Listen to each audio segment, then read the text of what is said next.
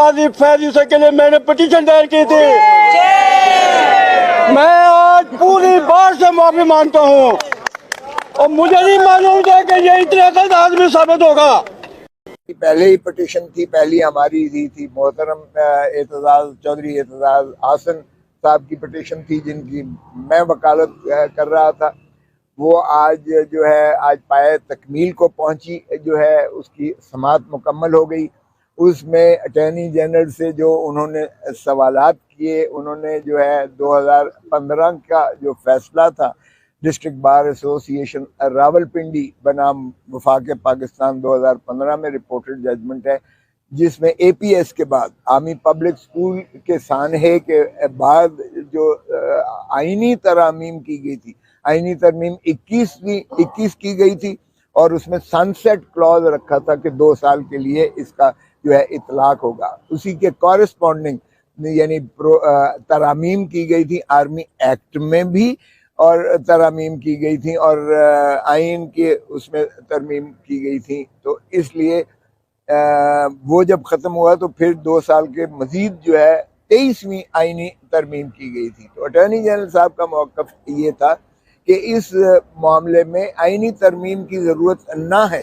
चुनाचे जब आर्टिकल 8 को पढ़ा गया, आर्टिकल 8 को बेंच ने कहा कि आप ज़रा इसका दोबारा पढ़िए तो सही। उसकी अगरचे आर्टिकल वो जो 2015 सुप्रीम कोर्ट थी उसके उन्होंने पैराग्राफ 3 पैराग्राफ पढ़े थे, 161 से लेके 165 तक पढ़े गए। उसमें भी उन्होंने कहा डिस्टिंक्शन देखिएगा, अगर वो टेररिस्ट ऑर्गेनाइजेशन से हों तो जज साहब चीफ जस्टिस सीनियर जज साहब जो सरबराही कर रहे थे, उन्होंने इस्तफसार किया कि क्या वो पाकिस्तानी थे जिन लोगों ने हमला किया था। तो अटॉर्नी जनरल, वो तो सबको पता है कि वो हमसाया मुल्क अफगानिस्तान से आए हुए थे दहशतगर्द, जिन्होंने कुछ मारे भी गए और कुछ जो है जिन्हें क्लेम भी किया।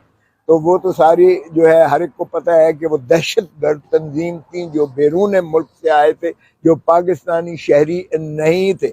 फिर दूसरी बात ये थी कि वो मजहबी जो है उस बुनियाद पर एक तंजीम से मुंसलिक थे। तो उसमें उन्होंने कहा कि इसकी डिस्टिंक्शन तो ज़रा देख लें, इसमें भी लिखा हुआ है इन शिकों में भी कि अगर वो बहुत लाइक सिचुएशन हो, यानी एक हमारे पाकिस्तान की पर सरजमीन पर एपीएस स्कूल पर एक हमला किया गया था बैरून मुल्क की जानिब से और दहशतगर्द तंजीम ने किया था जो मजहबी जुनून अपना जो मुतासर थे या क्लेम करते थे। अगर उसमें उन्होंने कहा कि जी पाकिस्तानी शहरियों ने भी, इनकी कुछ लोगों ने, यहाँ के शहरियों ने भी मुआवनत की थी।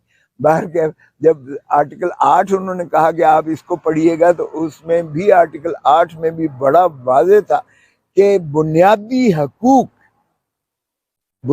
हकूक पर कोई कानून जो है बनाया नहीं जा सकता उसके सल्ब करने के लिए। शहरियों के बुनियादी हकूक को इतना तकद्दस दिया गया है कि उस पर आम कानून साजी के जरिए भी कदगन नहीं लगाया जा सकता।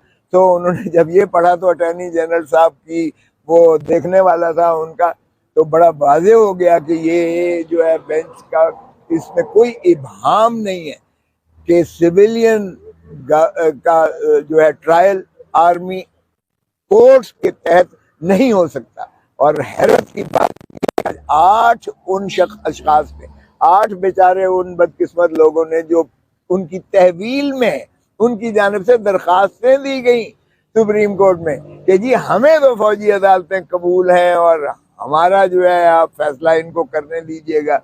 और पता ये चला कि उनके साथ कोई वादे वहीद किए गए हैं कि जी अगर आप कर लेंगे तो आपको या बरी कर देंगे या जो आप गुजार चुके हैं उसी पर आपको मुखलसी हो जाएगी। तो इस तरह के अगर आपने जो है इंसाफ के करने और इस तरह से अगर अदालतों में आकर आपने ये देनी है, तो कानून बड़ा वाज़ेह है कि आपकी कंसेंट से भी आप किसी को कन्फर नहीं कर सकते जूरिसडिक्शन, किसी अदालत को, इदारे को या किसी भी मिलिट्री कोर्ट को आपकी मर्जी से भी उनको अख्तियारात तफवीज़ नहीं किए जा सकते। ये कानून की बड़ी वाज़ेह मनतहा है। उनको तो साइड पे रख दिया चीफ जस्टिस अपना बेंच ने।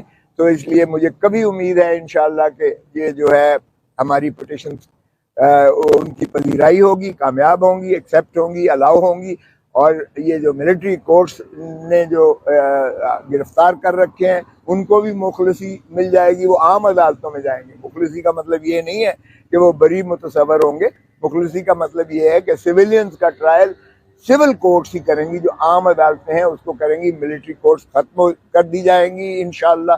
मुझे कभी उम्मीद है, और इससे एक खौफ की फिजा जो आवाम पर है, पाकिस्तान की आवाम पर, वो डिस्पेल हो जाएगी, जायल हो जाएगी।